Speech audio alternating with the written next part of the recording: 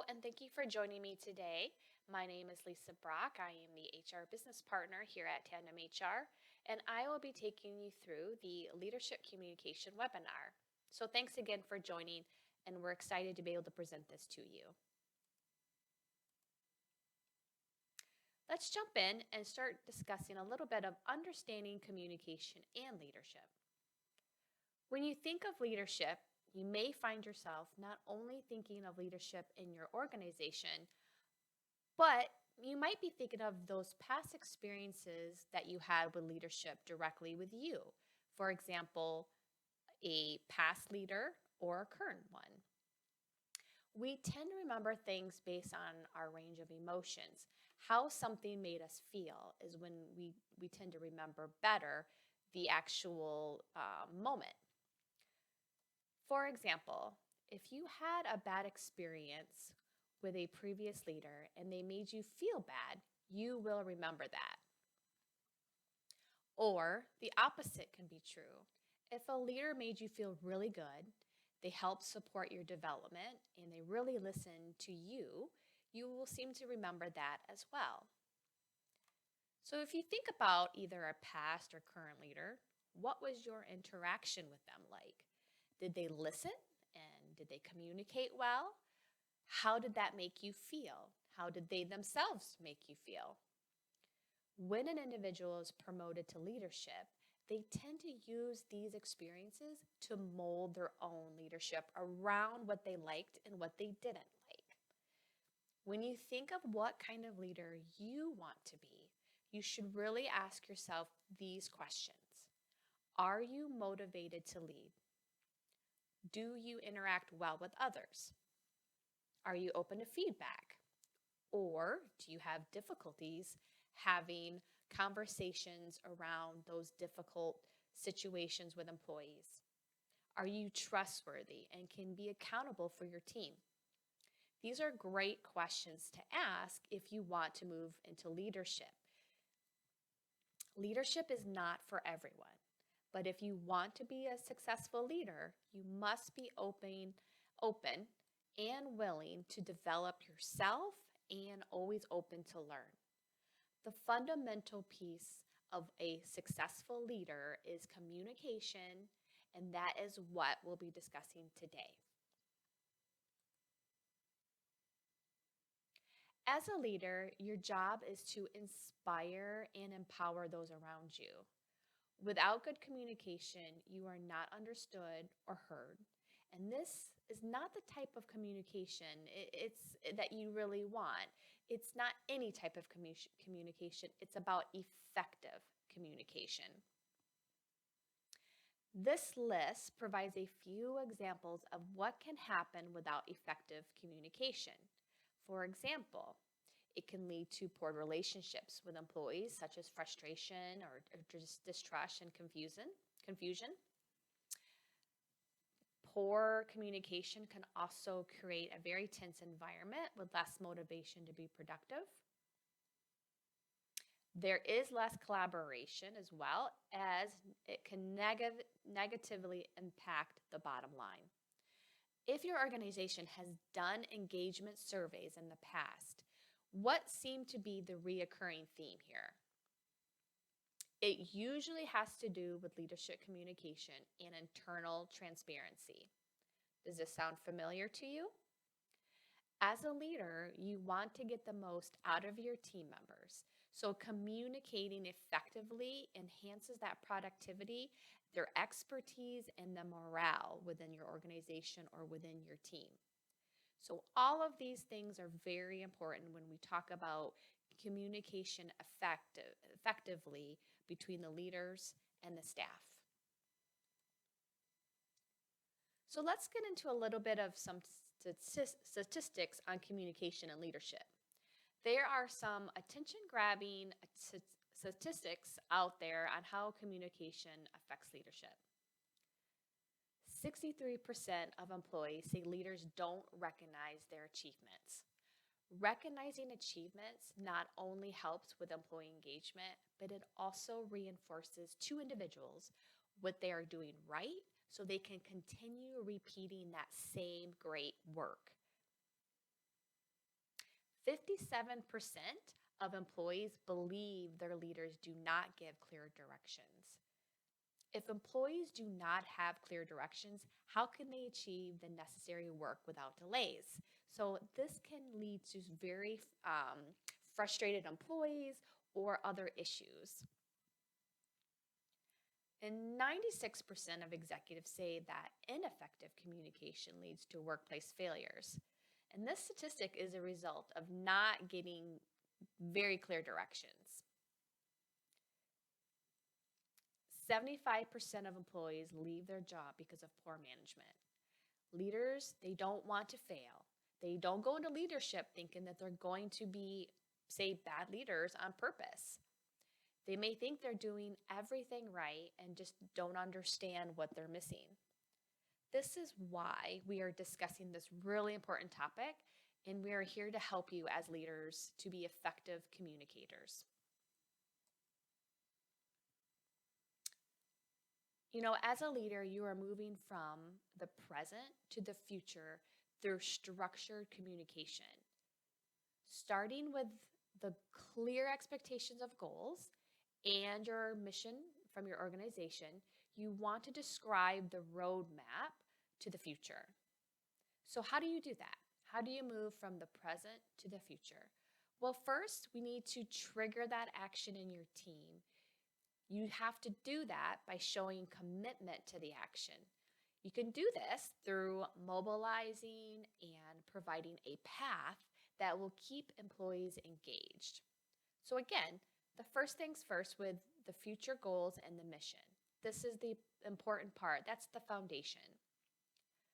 A leader then must build that foundation of trust.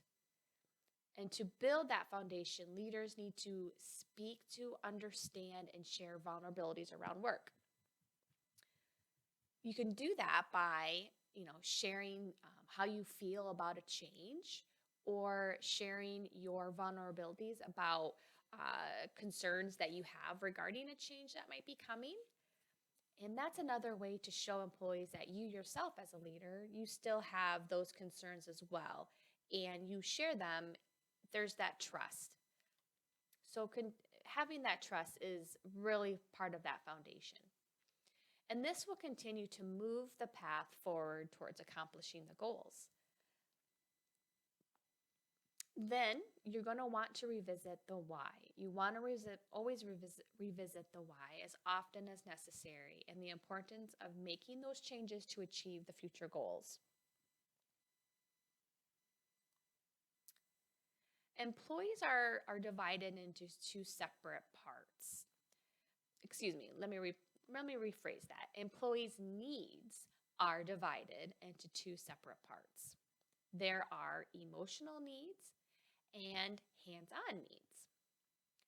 So, as natural human beings, we seek out a sense of belonging, relating to others, and also being understood in a social setting. Employees who are engaged and who are satisfied with their job, they have their emotional needs met by their leaders. There's a wonderful quote that says, "The art of communication is the language of leadership." And communication really is an art. So the other aspect, the second part of the employee needs, we call the hands-on.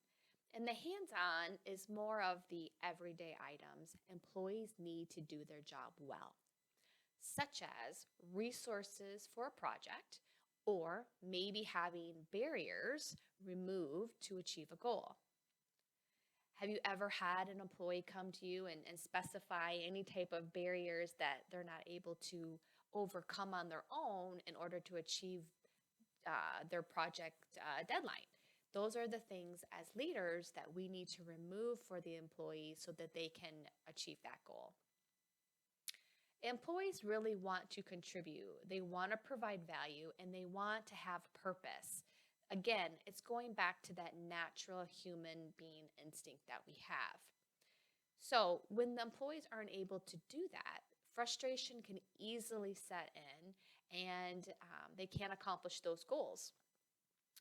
And sometimes those barriers that are affecting them are out of their control. So they really need to be able to lean on you as a leader to help them overcome those barriers and then achieve their goals. So again, it is indeed an art to be able to communicate, to achieve meeting both of these needs. However, leaders who do will have less turnover and they will definitely have happier and engaged employees. We're going to discuss a little bit about how to meet employees' emotional needs. So, one thing we want to look at is empathy. So, when discussing a concern with an employee or something that an employee brings to you, it's important for the leader to really empathize or try to relate to their employees. What are they saying exactly? So, what I mean by that is leaders can do this in two ways. One, they consider their employees' thoughts or feelings. So, for example, if I were in their position, and this is what a leader would think, if I were in their position, I might think this, or I might feel this way. Or the leader can say to themselves, how would I feel if I were in their position? Using empathy does not mean you have to agree with the employee's feelings. But what you are trying to accomplish or what you're trying to say to them is, I hear you and I see how this is affecting you. So first is we always lead with empathy when we go into any difficult conversations or anything that the employees bring to us that might be difficult, issues, concerns. Always lead with empathy first. This also helps if you're diffusing a very upset or frustrated employee.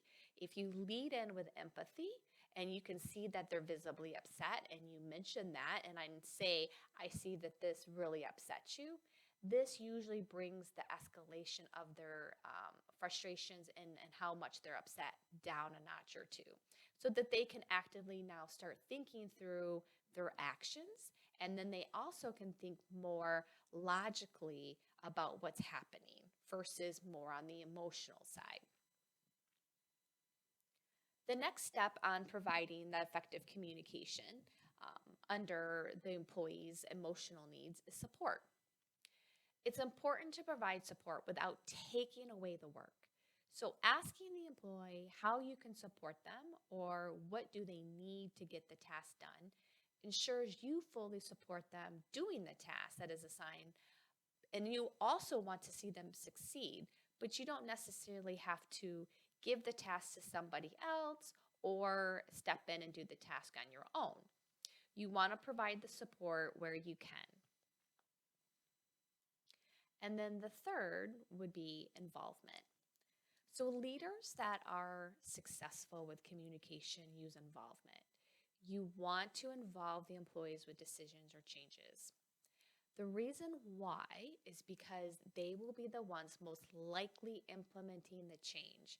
And because they understand the everyday workflow, they can speak to the processes or process that might work or might not work or fail.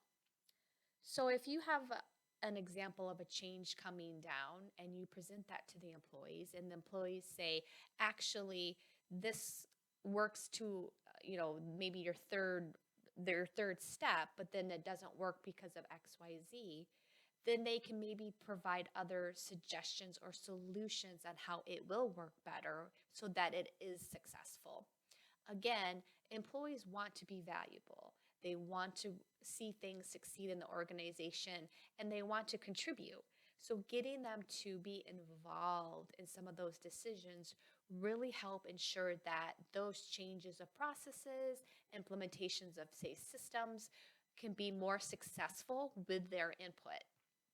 And also will save possibly delays in the new project or in the new process actually being implemented because you're being proactive with fixing any possible upcoming issues in the future that you could have.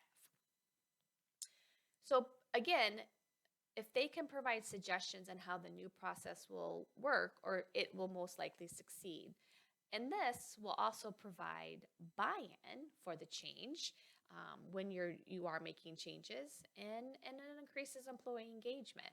Again, employees want to feel value, and they want to be able to provide um, uh, insight to things. So this really helps with their engagement, and you also have less pushback in any upcoming changes.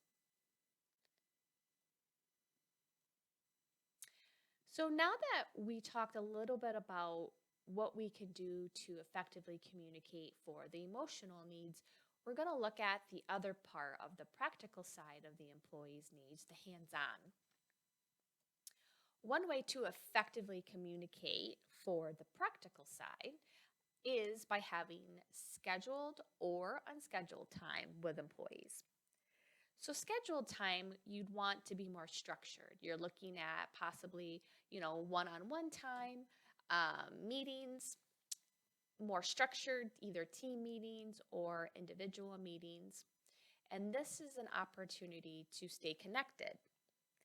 The other would be the walk around or the impromptu meetings when you run into employees and to have other discussions, just walking around, just talking about how their day is going, checking in, and giving an idea as to what the employees are up to really makes them feel as though you do care as a leader what their day-to-day looks like, and you're checking in to see if they need any support. Not micromanage. We're looking more at how their day is coming along. Do they need anything specific from you as a leader today? During the walk-arounds, it's really important to remember to use people's names so that they feel it's more personable, and they're not just an employee or a number, that they're a real person. And also, even if you remember small snippets of their day about maybe an upcoming birthday party that they have for a child, or maybe that there's something exciting, maybe they have a child who's in sports that has an upcoming game. Try to remember those things, because then when you walk around again, you can utilize those stories and bring it back to the employee to say, hey, how did your son do at their baseball game? Or how did that birthday party go for your daughter? So those are things that really take to employees and have a little bit of a personal touch, where they feel as though their leader does really truly care about them, and they're more likely to be more engaged and happier with their job, because they feel more as their leaders looks at them as a person and truly cares about them and wants them to be happy, versus they're just another person walking the halls.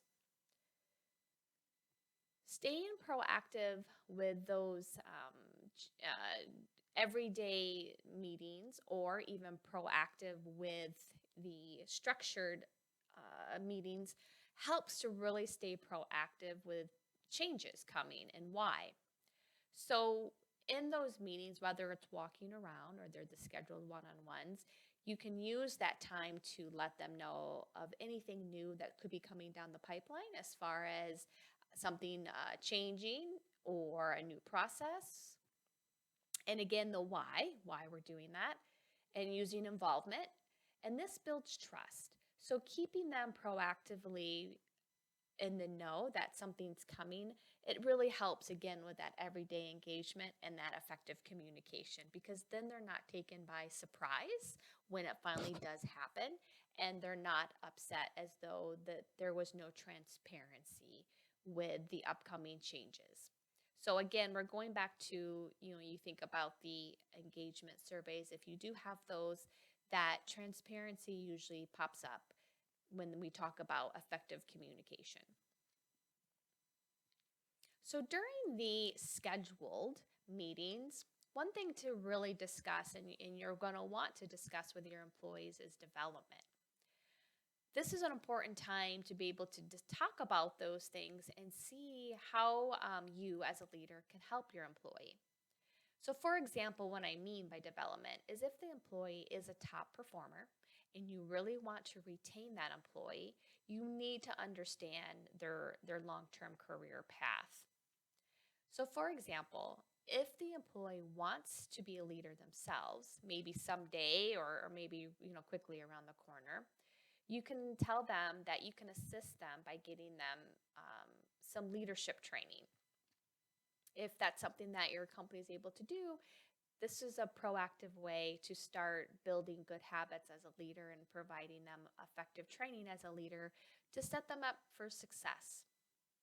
If we start early with that, you'll have a lot of successful leaders that you're able to promote from within. And this shows to other employees that you do truly care about their development and career path and want to retain them, and you'll go to lengths to try to get them there.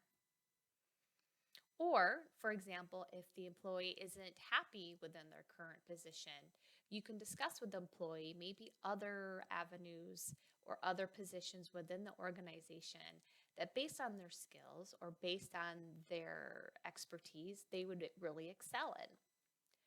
Showing your interest in your employees this way really, again, builds trust and provides more engagement to them. So they, again, don't feel like just another number or another employee. They feel as though the organization does really care about their career path and meeting those needs for them and want to retain them as an employee for the long term. Also, during the scheduled meetings, if the employee does have performance opportunities, this is a perfect time to discuss those and understand why they are having these issues. As a leader, you want to understand what do they need to improve their work performance. And if we do that, we're being proactive before those performance write-ups begin. We might be able to fix those issues with the employee, and they're definitely not taken off guard or taken by surprise once they finally do get a performance review or write-up if they're having continued issues because of the discussions that you've had with that employee during the scheduled meetings. In the long run, what you're really trying to do is you're trying to give them the support so that they don't have continued performance issues versus having to do the write-ups. Because again, you want to retain employees as much as possible because of the cost of having to, associated with turnover. If you can work with the employee and you can get the help that they need so they are successful, that's really the path you want to take. And by being proactive this way, you can ensure that you keep your employees. So the last thing you're going to want to look at when we're looking at the more hands-on practical side is summarizing. And what I mean by summarizing is you want to summarize the conversations that you've had, whether those are walkthroughs or whether those are structured meetings. You want to summarize and provide the employee the information so that you're both on the same page. So you know what they're saying and you can verbally or by email, maybe you can send them an email, let them know of what you understand that they're trying to convey and understand that you're both on the same page as to what's next. And this is really helpful too for action items. So if there's any action items that come out of the meeting, whether it's your action items that you're taking on, or it's maybe some action items that the employee is taking on, this gives them that opportunity to reinforce who's doing what and everyone understands the next steps. So when you summarize, you can summarize that verbally, or you can write it down and send that to them in an email for reinforcement and also for document purposes. So make sure to take notes even if you don't send an email, because it's a lot to remember sometimes, and it is very helpful to be able to read back on your notes some of those important topics so you don't forget anything for your next scheduled meeting. So again, discussion, develop, summarize. All of these are all three aspects that are important when we talk about effective communication on the practical side, the hands-on side of the employee's needs. We're going to dig a little bit deeper into the discussion side that we just spoke of, and and also with summarizing with regards to feedback. So, in those scheduled reoccurring check-ins when you're communicating to employees, during that time you're going to have feedback. Giving and receiving feedback is very important, and you want to keep in mind that feedback needs to be structured. It needs to be specific, and you need to provide examples of, say, a task or an action, what happened, and what the end result is. And what I mean by that is it's a lot easier for the employee and yourself to understand the feedback and why the feedback is so important because of the actual end result. So, for example, when you're providing feedback on a customer service, to one of your employees, maybe they had really good customer service, you might say to them, as an example, "You did an awesome job helping Mr. Jones last Tuesday. He was really upset that his order was late. And then after you apologized that his order was late, due to shipping issues, you offered him a discount on his order, and you offered him a discount on the next order." He seemed very satisfied with this, and with providing him a discount on the next order, he will now most likely buy again from us. So that gives us another chance to get it right next time. Would you mind if I shared this great example regarding, Mr. Jones' customer service with our team? When you do this, when you give them the specific task, you're telling them what happened, what the action was, and then the result. And the result was that it provided Mr. Jones a greater customer service experience. Not only are you providing the result, you're reinforcing what that employee did right. So that way, next time, if this occurs, they know that they were on the right track, and they're most likely going to revisit the same outcome. And by recognizing them for this great action that they did and the end result, if you recognize them with the other team, you're recognizing them for their great effort and great customer experience. And you are reinforcing the right action to the team members so they learn from this, so that they learn what this employee did right. And by recognizing, you're showing them the right path. So all good things coming out of feedback and recognition at the same time by being very specific and providing the result. Same would go here if it's an actual opportunity. So with an opportunity, you're going to talk about the task that happened, the action, and then the end result of how it became. The only difference here is with it being an opportunity of making something better, you're going to talk to them about the alternative result. So for example, if this situation had gone badly, you could say, maybe next time if Mr. Jones comes in and there's an issue with his order, or another customer comes in and has an issue with their order, you could ask them or provide them a discount on their current order and the future one. So that would be the alternative result, providing that to them, because maybe sometimes employees don't know what to do. So providing them the alternative result, they can understand and they can learn from that and use that example. So again, receiving and giving feedback is very important, but it's also important to be specific and provide the end result.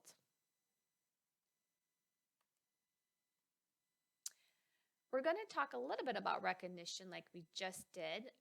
Again, reviewing the timeliness, whether it's in a structured meeting or could be, you're walking around and just chit-chatting with your employees. Any type of recognition needs to be timely. Telling somebody that they did a great job on their customer service from 6 months ago, most likely they're probably going to forget, or other people might forget, and it just doesn't have the same effect on the employee if it was done a long time ago. It does, in fact, have a very significant impact if you do it very instant and, again, reinforcing them what they're doing right so that they continue doing those right things. So, being timely with your recognition when you're having those discussions is very important when we talk about those communications to employees. And specific. So, we discussed a little bit ago about being specific with the task and being specific with the action. Again, specific helps them understand the actual situation that either went right or the situation that went wrong. Reinforcing to not only the current employee that it affects, but other employees, right and wrong, as far as the right path to take. This is all part of their development as well. So all of these things are great, is great to have when you're trying to develop your employees. Being specific is not saying, hey, great job.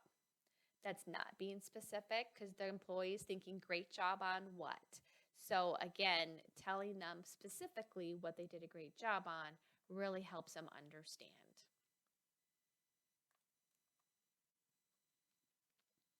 And finally, the performance reviews. Performance reviews are very important to help the continuation of those scheduled meetings, or possibly the one-on-ones and walk-arounds that you do with your employees. The performance reviews are not supposed to be feedback that they hear for the first time. Like I just mentioned, it should be a continuation of those conversations, because when an employee isn't doing well, they shouldn't be surprised and hear it the first time during a performance review. The performance reviews is more of a goal and more of a where have we gone from where we started. So the performance reviews should really be about the work itself and how they're coming along with that work. Are we doing good? Are we meeting those goals? Are we meeting our mission? And that's kind of your indicator to keep pushing forward to meet those future items. So again, a lot of the time, the discussions that you have in the structured meetings or the one-on-ones, you can actually compile those notes easier by putting them, when you get to the performance review, you can use those for the performance reviews. And again, they're not anything new. You already know if the employee is doing well. They know how they're doing. There's no surprises.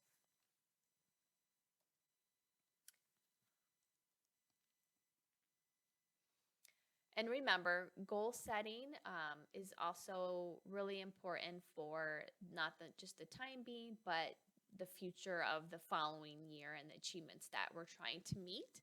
And so we want to make sure we continue to have those either every 6 months or yearly.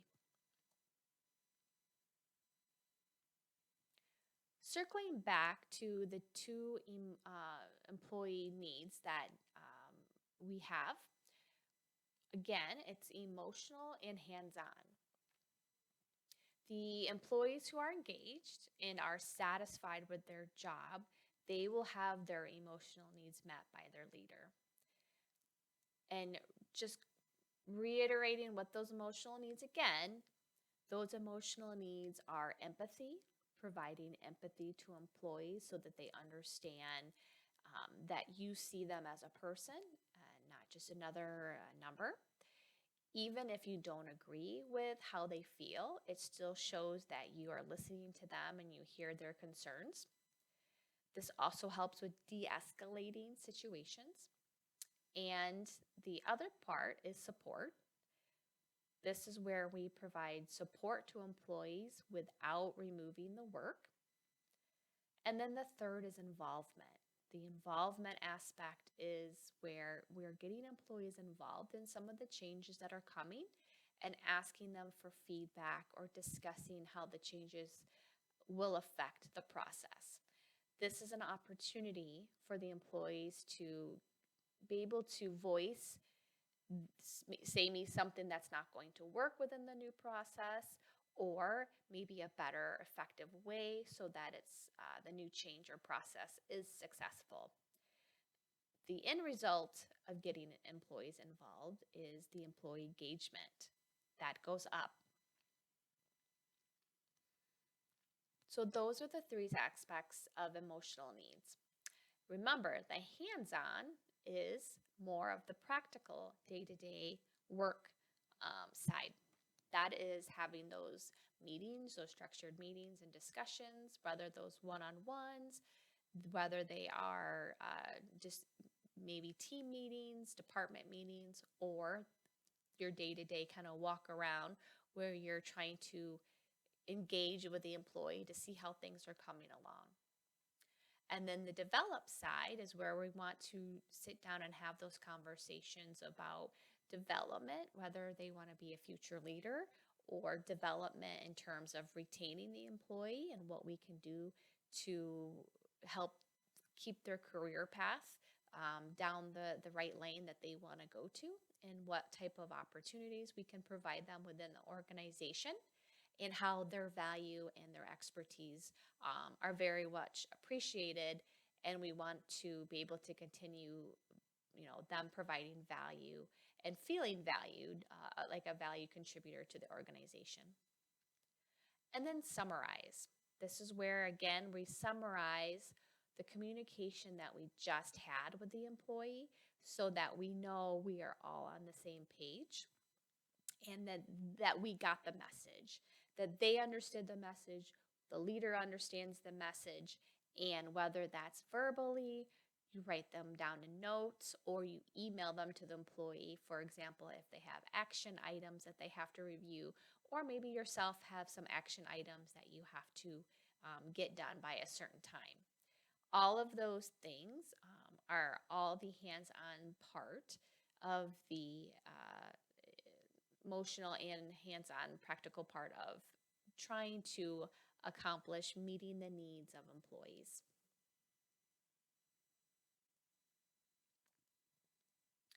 So what have we learned? This is our leadership communication conclusion that we will review.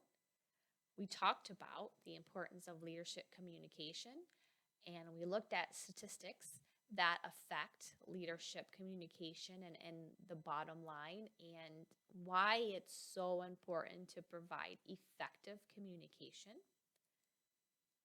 We looked at the two areas that are needed to effectively communicate to employees.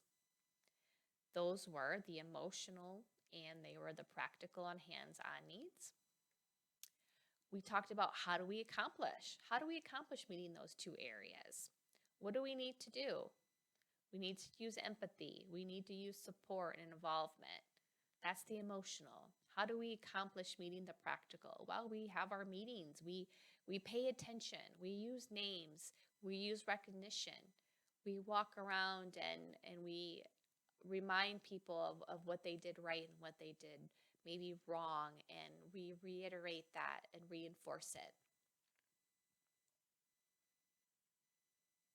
And then the final thoughts on leadership and communication, again, was reminding that you as a leader, sometimes we are harder on ourselves than we should be.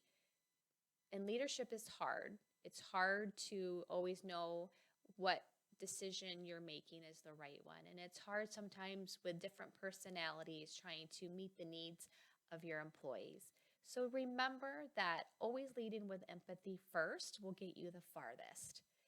Understanding that people have day-to-day emotional needs and practical needs, you will be successful if you remember to use some of these resources and examples that we've given you today, or that I've given you today.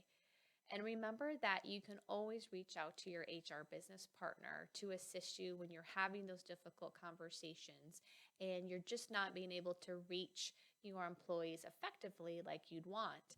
And we can always definitely help you with that. I I really hope that you enjoyed the leadership communication today, and we appreciate you spending the time to go through this with us. I truly believe that this will be very helpful for you as a leader. And again, be sure to reach out to us if you need anything at all. And I hope you have a wonderful day.